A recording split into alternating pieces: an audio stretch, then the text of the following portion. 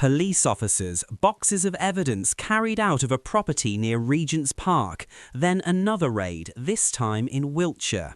This isn't a drugs bust, this isn't organised crime, this is the home of Britain's ambassador to the United States, a man hand-picked by the Prime Minister, a man allegedly linked to the most notorious paedophile financier in modern history. And while the police are sifting through Lord Mandelson's belongings, here's what's happening inside the Labour Party. 1. Angela Rayner has reportedly built a £1 million war chest to force Starmer out of Downing Street. 2. Starmer's own allies are publicly admitting the situation is serious and that he was too slow to act. And 3. Senior cabinet ministers are already wargaming what happens if Rayner takes the top job without a general election. This isn't a party in government, this is a party in freefall, and they want you to believe everything is under control. Let's start where the rot begins. Lord Peter Mandelson. Twice forced to resign from government under Tony Blair. Twice, and yet somehow this man keeps resurfacing at the very centre of British political power. Keir Starmer appointed him as ambassador to the United States. That was his decision, his judgment call. Remember that, because that judgment is now in ruins.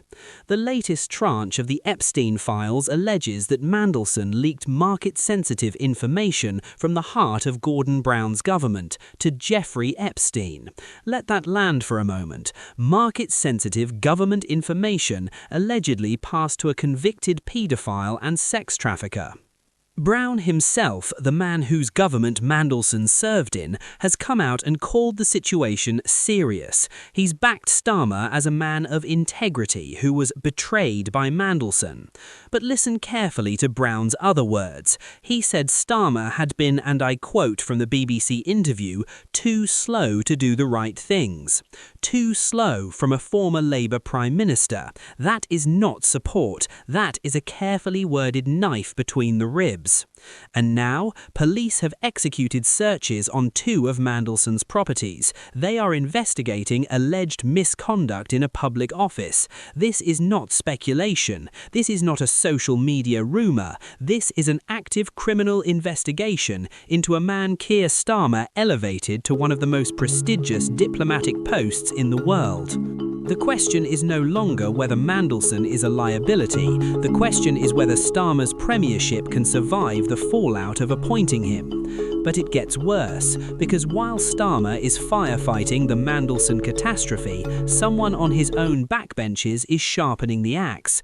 Angela Rayner, former Deputy Prime Minister, former Housing Secretary. She resigned last year over her own tax affairs, a story that was messy, embarrassing, and never fully resolved. You would think that would keep someone quiet for a while, humble even. Not Rayner. Reports now suggest she has amassed a £1 million war chest. £1 million. Not to campaign for Labour in the next election, not to support the Prime Minister, to force him out. Think of the arrogance of that. Think of the brazenness. The country is dealing with a cost of living crisis, crumbling public services, and an immigration system that is completely out of control, and the Labour Party's internal energy is being spent on a leadership coup. This is a woman who was on the front bench barely a year ago, who sat next to Starmer, who campaigned with him, who smiled for the cameras beside him, and now she's reportedly stockpiling resources to remove him. Now here's where I need you to stay with me, because later in this video I'm going to show you exactly why a Rayner premiership without a general election could trigger a constitutional crisis the likes of which we haven't seen in decades. That's coming. Keep watching. What tells you everything about the state of this government is not what its enemies are saying, it's what its friends are saying. A Labour figure who has served on Starmer's own front bench told The Telegraph this: "If you come in with a completely different agenda, then the country legitimately says we didn't vote for this." That is a Starmer ally, publicly acknowledging that a Rayner takeover would lack democratic legitimacy. They're not even pretending anymore. They're not spinning. They're preparing the public for a scenario they clearly believe is plausible. And then a sitting cabinet minister, one of the Prime Minister's own allies, went further. They told The Telegraph that the pressure for a general election would be enormous if Rayner took over. Enormous, their word, not mine. Now, you might remember that when Rishi Sunak replaced Liz Truss, the Conservative Party argued there was no constitutional requirement for a general election. And technically that is correct. We elect parliaments in this country, not presidents. But the Starmer allies themselves are now conceding that in today's world of, and again their words, frenzied social and news media, that argument simply would not hold. So let me get this straight. Labour's own people are admitting that if Rayner takes over, she'd have no mandate. They're admitting the public would demand an election. And yet Rayner is reportedly ploughing ahead anyway, building the war chest, making the moves, doing the maths. This is not a government. This is a soap opera with nuclear codes. Now here's the constitutional reality I promised you. Since 2016, this country has had 5 prime ministers. 5. Cameron, May, Johnson, Truss, Sunak, and now Starmer. If Rayner were to succeed in ousting him, that would be 6 leaders in under a decade. 6. No other major Western democracy has come close to that level of political instability. And here's what that instability costs you.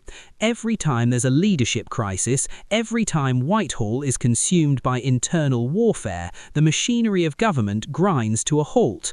Policy stalls, investment freezes, the civil service waits to see which way the wind blows before implementing anything. Your NHS waiting list, still growing. Immigration numbers, still staggering. Housing, still unaffordable for your children and grandchildren. Defence spending, still inadequate in the most dangerous geopolitical environment since the Cold War. None of that gets fixed while Labour is at war with itself. None of it. And that is the fundamental betrayal. These people asked for your vote. They told you they were serious. They told you they were ready. They told you the adults were back in charge. And now, their own appointed ambassador is under criminal investigation for alleged links to a paedophile financier. Their former deputy prime minister is reportedly building a war chest to topple the leader. Their own cabinet ministers are briefing newspapers about the inevitability of another general election. They are not governing this country, they are governing themselves, and you are paying the price every single day. So, let's be absolutely clear about what we've covered today. Keir Starmer is facing the most dangerous week of his premiership because of a crisis he created with his own appointment. Mandelson is under police investigation, Rayner is reportedly mobilising, and Starmer's own allies are publicly admitting the whole thing could collapse into a general election. This is not a strong and stable government, this is a house of cards in a hurricane.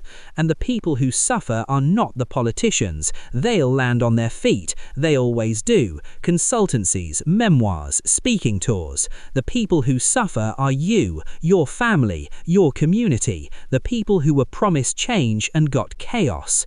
So, if you agree that this government is failing, hit that subscribe button and turn on notifications, because this story is far from over, and I'll be here every step of the way, holding them to account.